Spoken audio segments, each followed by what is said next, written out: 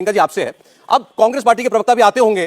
Congress party इस मुद्दे को लेकर ऐसा लग रहा है पशुपेश में है पूरी तरीके से, और अभी तक मैंने जो मालूमात अभी तक ली थी अपने रिपोर्टर्स से, उनका कहना यह है कि दिल्ली कांग्रेस, पंजाब कांग्रेस पूरी तरीके से अड़ी हुई है इस बात पर, अपनी लीडरशिप को मनाना चाहती है किसी सूरत में आपका साथ ना दे, अरविंद केजरीवाल का साथ ना दे। अजय माकन ने तो अपना बयान फिर दोहराया, उन्होंने कहा हमें हमारी लीडरशिप कहेगी, हम मान लेंगे जो कहेगी। सौरभ जी, इस बात में कोई तर्क नहीं है, क्योंकि देखिए ऐसे तो फिर एमसीडी में कांग्रेस वॉकआउट कर गई, ऐसे तो फिर गुजरात में इनके लल्ला जी थे जो कांग्रेस के, जो कह रहे थे कि भाजपा को वोट दे देना पर आम आदमी पार्टी को मत देना।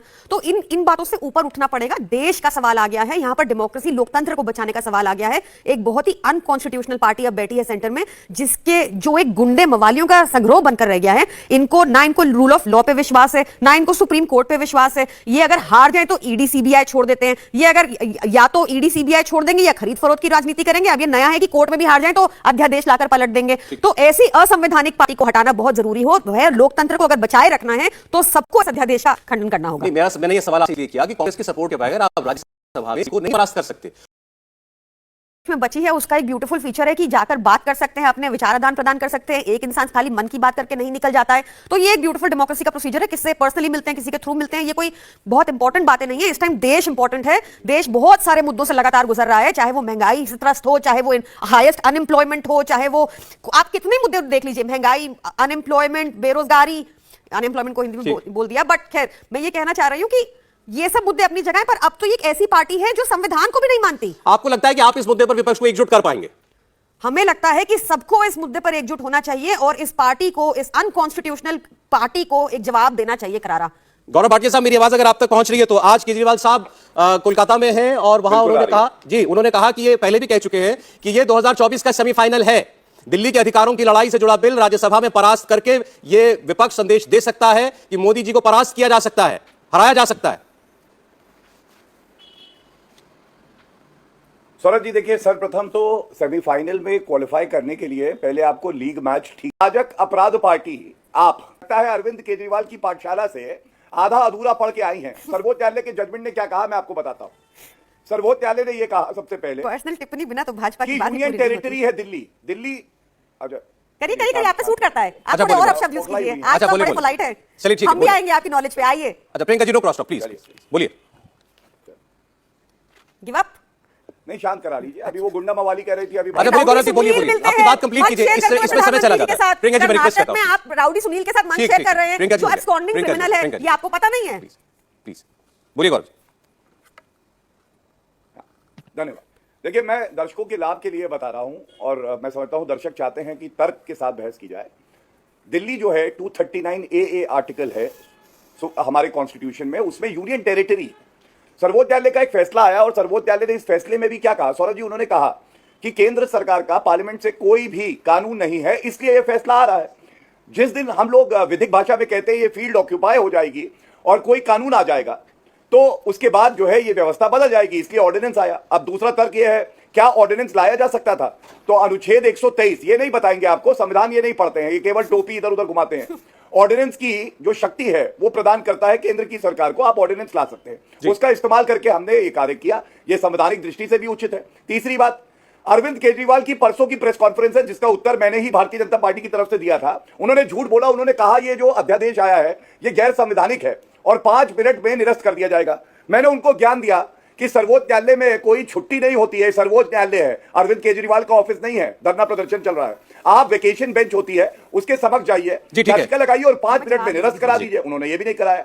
अब मैं एक बात और कह दूं, ये राजनीतिक दृष्टि से देखिए विरोधाभास ये है, ये कांग्रेस, आप मुझे बताइए टूटा विपक्ष, वो मैं कांग्रेस से पूछता हूं गौरव जी, कांग्रेस के लिए इसका समर्थन ना करना या समर्थन करना दोनों ही मुश्किल का काम है। वो जवाब देंगे। रोहन गुप्ता जी जुड़ गए हमारे साथ। रोहन जी स्वागत है। लेकिन मेरा आपसे सवाल ये था, पॉलिटिकल मैंने आपसे सवाल किया था कि आपके पास राज्यसभा में मेजॉरिटी नहीं है, विपक्ष ये कह रहा है कि ये एक अच्छी अपॉर्चुनिटी है, आइए एकजुट हो जाएं। ममता जी यही कह रही हैं, ममता जी कह रही हैं सब लोग आइए, एक मौका हमारे पास आया है, दिखाते हैं दुनिया को, पास कराएंगे इसको।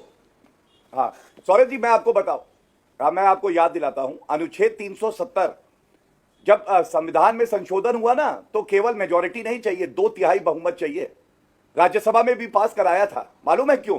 बहुत सी ऐसी पार्टियां हैं, जब समय आएगा आप देखेंगे कि वो हमारे बिल का समर्थन करेंगी। ठीक है। और समर्थन इसलिए करेंगी क्योंकि उन्होंने शपथ ली है कि संविधान की रक्षा करेंगे। अगर राज्यसभा में हमारा समर्थन कोई करने के लिए तैयार नहीं होता तो फिर वो संवैधानिक जो संशोधन हुआ था वो कैसे हो जाता? चलिए ठीक है, मेरे ख्याल से आपने जवाब दिया। ठीक ठीक ठीक, मैं आजाद साहब के पास जाना चाहता हूं। ममता जी ने कहा हम तो अपील करते हैं उन दलों से भी जो आज खुलकर हमारे साथ नहीं है, उन्हीं से शायद अभी मुखातिब थे, उन्हीं का जिक्र कर रहे थे गौरव भाटिया, कि हमने 2/3 बहुमत से भी बिल पास कराए हैं राज्यसभा के अंदर, तो ये भी पास करा लेंगे। आजाद साहब, बहुत सारे हमने देखे हैं बिल तो बिना ही डिस्कशन के पास हो जाते हैं, कोई चर्चा ही नहीं होती। अभी पिछले सेशन में ही आप देख लीजिए, इतने सारे बिल चले गए जिनके ऊपर चर्चा ही नहीं हुई, उसे फिर से करा लेते हैं। जबकि अगर वेल में कोई खड़ा हो तो उस समय आप कोई भी सदन की कार्रवाई नहीं कर सकते, लेकिन ये करवा लेते हैं। तो यह तो यही चीज तो हम बता रहे हैं, तानाशाही संसद के अंदर और संसद के बाहर, जो तानाशाही जो इमरजेंसी देश के अंदर लगी हुई है उसके विरुद्ध लड़ना है। जिस प्रकार से ईडी लगा देना, सीबीआई लगा देना, इनकम टैक्स वाले लोगों को भेज देना, आजकल सतपाल मलिक जी के पीछे लगे हुए हैं क्योंकि उन्होंने बहुत सारी गंभीर बातें इनके ऊपर रखी हैं और इसलिए अब वह नई लाइन में आ गए हैं। इसके अलावा तो जितने लोगों के पीछे लगा है सो लगाई है। तो अभी आवश्यकता जो ममता दीदी ने कहा है वो ये कहा है कि हम यदि सब एकत्रित हो जाएं, मिलें और इस तानाशाही से, इमरजेंसी से अगर हमको छुटकारा लेना है, ये लड़ाई जनता विरुद्ध बनाम भारतीय जनता पार्टी की है, इसमें एकत्रित हो जाएं तो हम इस बिल को निरस्त करा सकते हैं। तो यह एक उन्होंने आगे बात को छोड़ा है जिसको कि सभी विपक्ष माने, एकत्रित हों और इस तानाशाही से यदि हमें मुक्ति पानी है तो फिर एकत्रित होना पड़ेगा। लेकिन इसको तो आपने अपने लिए इम्तिहान बना लिया ना, आपने ओनस अपने ऊपर ले लिया कि आप विपक्ष एकजुट होकर दिखाए। नहीं, अब आपने देखा नीतीश कुमार जी विपक्ष को एकजुट कर रहे हैं, आपने देखा कि केसीआर अपने जो भारतीय राष्ट्र समिति के हैं वह एकत्रितों को कर रहे हैं, लोगों को जा जाके जगह जगह मिल रहे हैं। यह हमने 1977 में देखा था जब इमरजेंसी के बाद मोरारजी देसाई जी की सरकार बनी थी, 1989-91 में देखा जब वीपी सिंह जी की सरकार बनी थी।